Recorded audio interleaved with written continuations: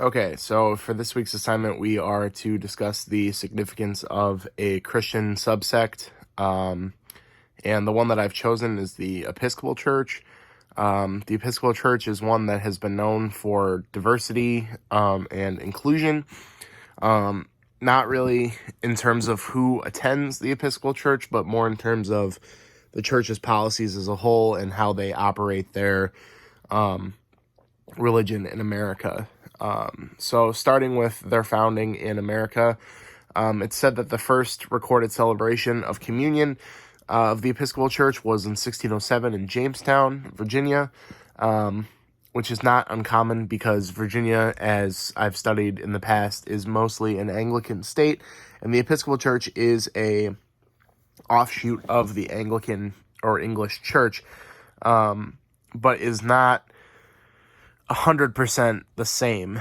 The Episcopal religion is sort of a mix of the Protestant and Catholic religion. There are some policies of both.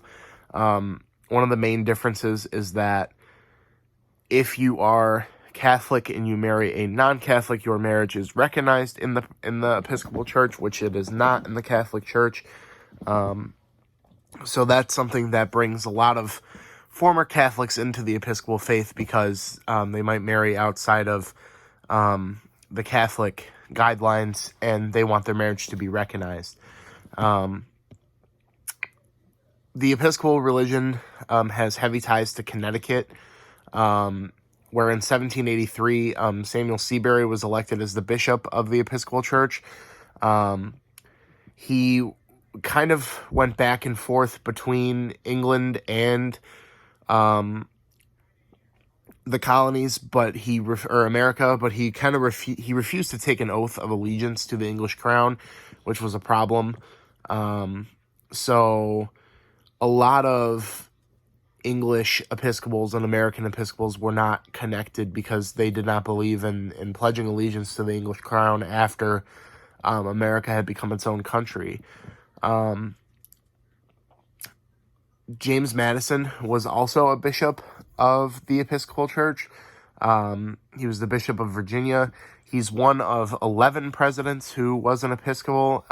Some include Franklin Delano Roosevelt, George Washington, and James Monroe. So, the Episcopal Church has some historically significant people involved in it. One thing that is really important to the Episcopal Church is their Book of Common Prayer. The book has been revised several times. And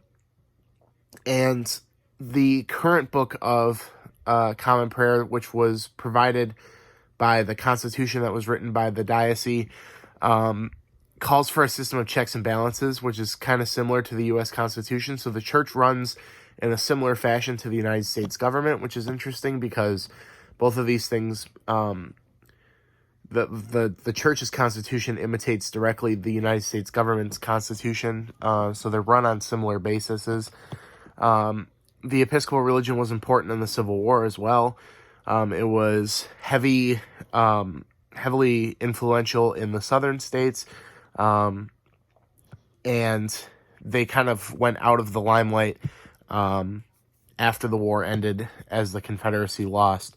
The Episcopal Church was one of the first to incorporate LGBT members and also priests and pastors, which is interesting because that's a very progressive look, especially for a church that's so old. But it shouldn't be a surprise because the Episcopal religion, like I said, is an offshoot of the Anglican faith, which was created because of the severity of harshness of the Catholic faith. And currently they have a bishop right now who is African American. He's the first Episcopal African American bishop. And the Episcopal Church also allowed women to be priests in 1992, which was pretty influential for that time period. A lot of women were not allowed to be priests in other religions. So the Episcopal Church has done a lot to further the progressive history of America, and lots of founding members were involved in the religion, which is important to establishing a country.